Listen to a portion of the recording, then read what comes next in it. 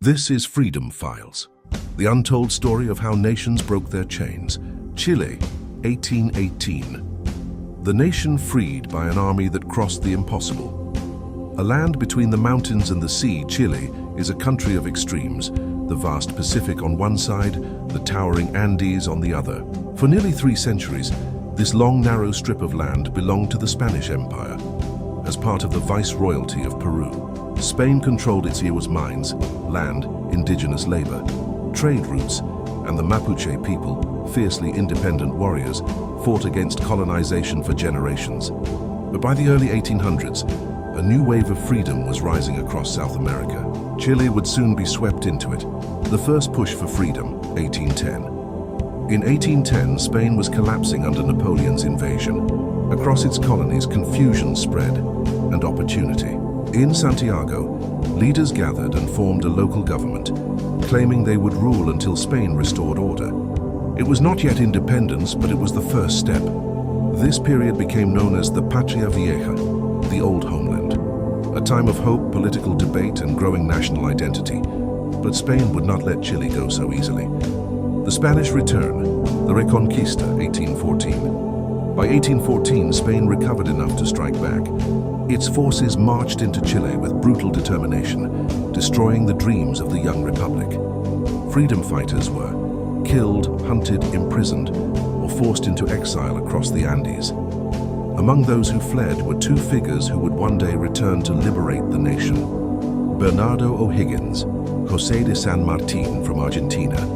In exile, they began to form a plan that would change the course of South American history. The Andes crossing, the impossible path. In 1817, San Martín and O'Higgins led an army from Mendoza, Argentina, across the Andes Mountains. This crossing was over 4,000 meters high, freezing, deadly, almost impossible. Men collapsed from altitude, horses died on narrow cliffs, and soldiers carried weapons on their backs because the mountains allowed no carts. But they kept going, because on the other side of the snow lay the chance to free a nation.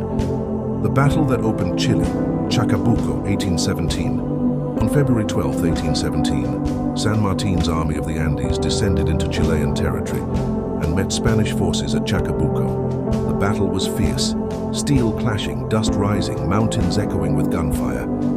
By sunset, the liberating forces had won. Bernardo O'Higgins entered Santiago as the new leader of Chile. This victory opened the path to full independence. But Spain would not surrender yet. The final blow, Maipú, 1818. Spain sent reinforcements. Another battle became inevitable. On April 5, 1818, San Martín and O'Higgins stood together once more on the fields of Maipú, just outside Santiago. The clash was decisive. Gunfire shook the earth. Cavalry charged. Both sides fought with the desperation of nations. When the dust settled, Chile had won. The Spanish army was broken. The road to freedom was clear. Independence declared. On February 12, 1818, exactly 1 year after the victory at Chacabuco, Chile officially declared its independence from Spain. A nation was born, freed through mountain crossings, battles of fire, and the unity of 2 leaders. Bernardo O'Higgins, the father of Chile, José de San Martín, the liberator of South America. Chile would go on to help free Peru, continuing the continental wave of liberation that reshaped the world. Moral of the story: freedom often requires walking through the impossible, through storms, mountains, and battles that test the soul. Chile teaches us the path to liberation may be steep, but those who climb it change history.